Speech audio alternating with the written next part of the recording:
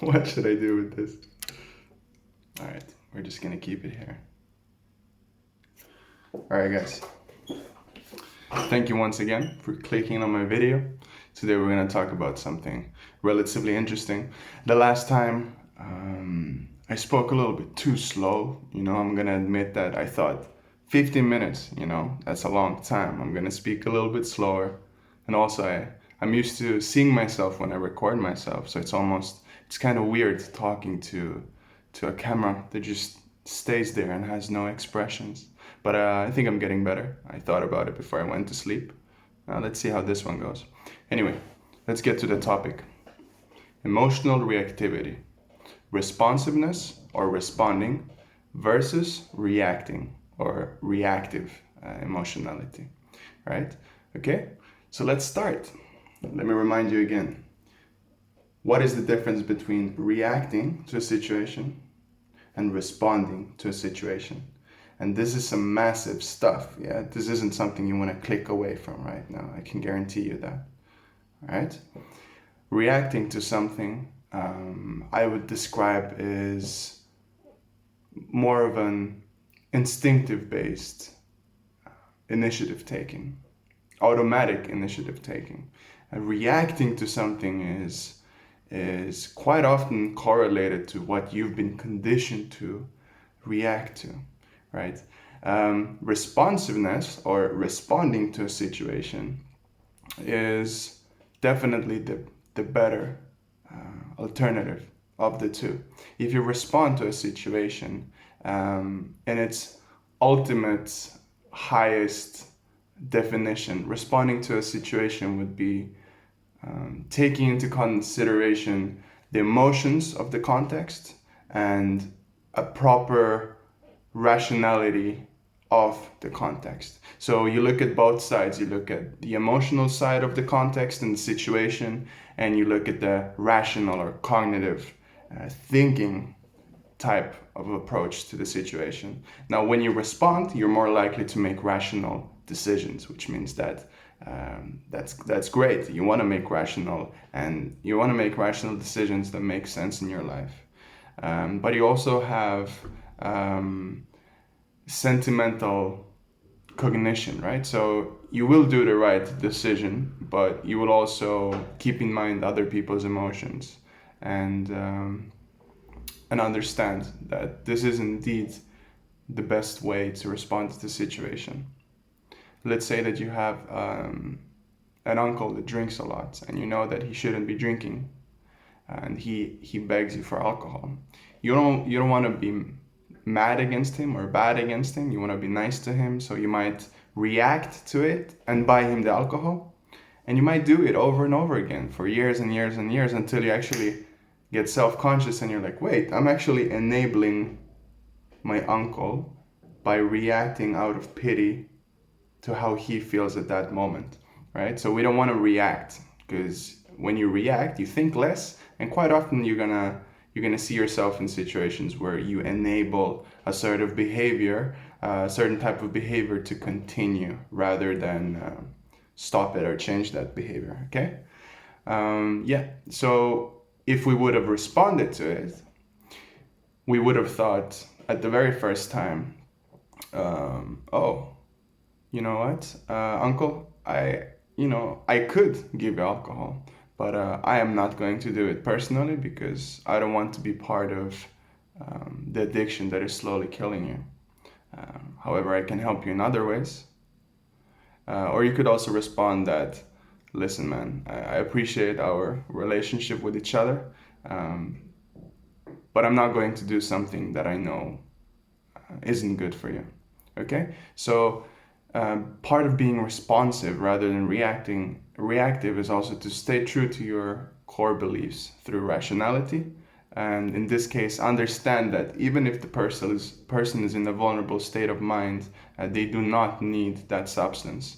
Right? So even if it feels bad like them, it might make you feel guilty, it's still a responsive action. It's the right thing to do. Now, most people in this world are conditioned to become reactive, right? Because when people are reactive, they're easily manipulated, right? Easily manipulated. You can predict how reactive people think, and most importantly, how they will react, right? So you can imagine for many countries all over the world, they kind of want to condition people to become reactive rather than responsive. Because when you're reactive, there's elements of fear and anger and distrust and just a lot of powerful energy to do and say a lot of things that aren't necessarily always true, might be exaggerated. And when people don't understand their reactiveness, they don't understand the extent of their fantasies or the consequences of reacting to a situation. Now, there are good things about reacting to a situation, which would be that when you react, you usually do it quicker. So in situations where you need to make quicker decisions, reacting is quite often useful, but you might also react and react in the wrong way, right? So if you are reacting, try to react in a good way. There is no real good way of reacting. That's why we have responding, right? You want to respond.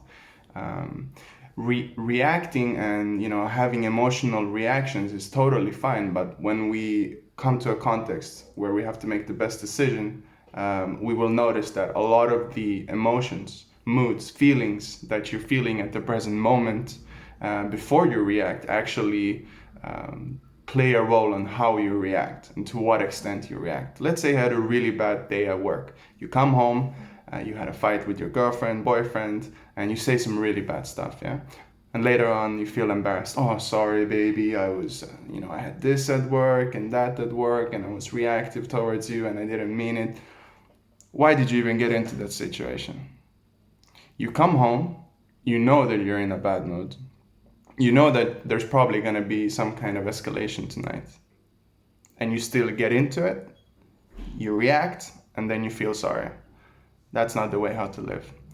The better way to think about life is to be conscious of you, your actions, your life, your moods, right? Be aware of your emotions and be able to predict how it might go, to what extent it might turn out, and when it might happen.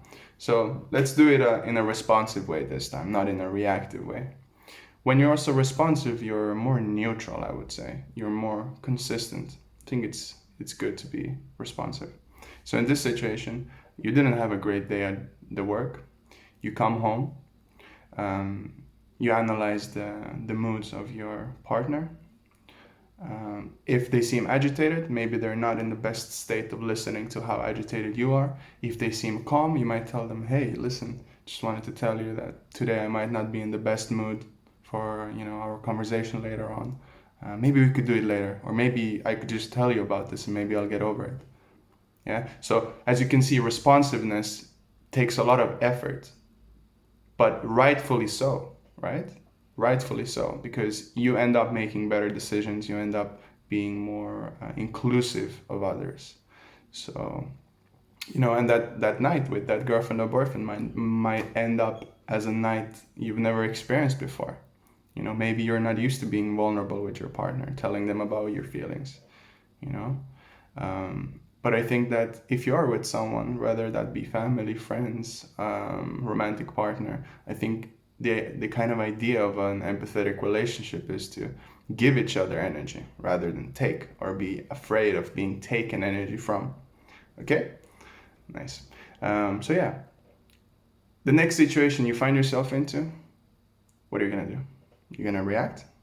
You're going to respond? What do you guys think? Respond, obviously. I know you guys know it by this time. Next time you have a situation, phone call, whatever. Take a deep breath. Take a deep breath and respond to it. Do not react to it. All right? Thank you for listening, guys. I have my own services, obviously, called Smile Bright Therapy Services, right here on my Instagram. Thank you so much for the feedback on my DM. I didn't get too many comments on my last video, but that's fine. And yeah, I do services for helping with any kind of psychological problem, really. And the results are very quick compared to orthodox ways of coaching, self-help, or therapeutic related services. So yeah, and I'm available most of the time, even though I work full time and I study full time. I will always find time for my clients. So yeah, thank you for watching the video. Hopefully you guys enjoyed it, and I would love to elaborate on points that I didn't make clear in this video. So thank you.